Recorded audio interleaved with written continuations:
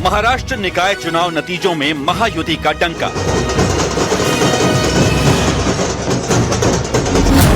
महाविकास आघाड़ी में हार से हाहाकार।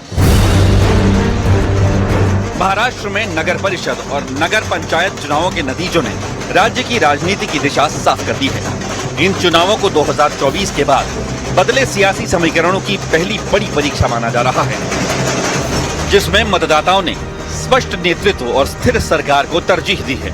नतीजों ने सत्तारूढ़ महायुति को मजबूत बढ़त दिलाई है, जबकि विपक्षी महाविकास आघाड़ी में भारी असंतोष और फूट खुलकर सामने आ गई है। चुनाव नतीजों के मुताबिक 288 सीटों में महायुति ने 215 सीटों पर जीत दर्ज कर विपक्ष पर मनोवैज्ञानिक बढ़त बना ली है। बीजेपी ने 129 सीटें जीतकर शहरी और अर्धशहरी इलाकों में अपने मजबूत कैडर बेस को साबित किया। शिवसेना शिंदे गुट को 51 सीटें मिली, जबकि एनसीपी अजीत गुट ने 35 सीटों पर जीत हासिल कर अपना स्वतंत्र आधार मजबूत किया। हार से सामने आई महाविकास आघाड़ी की फूट। दूसरी ओर महाविकास आघाड़ी सिर्फ 51 सीटों पर सिमट गई। कांग्रेस का प्रदर्शन गठबंधन में थोड़ा बेहतर रहा, लेकिन शिवसेना उद्धव गुट और एनसीपी शरद पवार गुट की सीमित सीटों ने नेतृत्व संकट और संगठनात्मक कमजोरी को उजागर कर दिया। चुनाव नतीजों के बाद महाविकास आघाड़ी की अंदरूनी कलह खुलकर सामने आ गई है। तो 2026 में कौन सा तीर मार लेगी?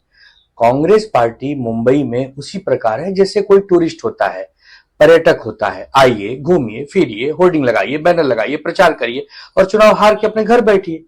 16 जनवरी को जब नतीजे आएंगे तो कांग्रेस खुद अपने आप को आत्मचिंतन करेगी कि जैसे बिहार हो गया, जैसे हरियाणा हो गया, बाकी राज्यों में जो हुआ वही हाल मुंबई में भी होगा। तो हम लोग चुनाव में जा रहे हैं, वो भी चुनाव में जाएं और अपने संगठन के साथ जाएं, अपने कार्यकर्ताओं के साथ जाएं। कांग्रेस पार्टी एक नेशनल पार्टी है। डिसीजन लेने के लिए हमको किसी से पूछने की जरूरत नहीं है। अब ये 16 तारीख बहुत ज्यादा दिन है नहीं, और ये आप फिर से उन्हीं से जाके पूछिएगा कि टूरिस्ट जनता किसको बनाती है।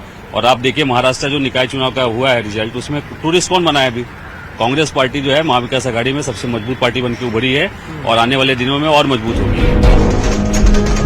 इस सियासी तकरार को लेकर बीजेपी नेताओं ने भी महाविकास आघाड़ी पर निशाना साधा है।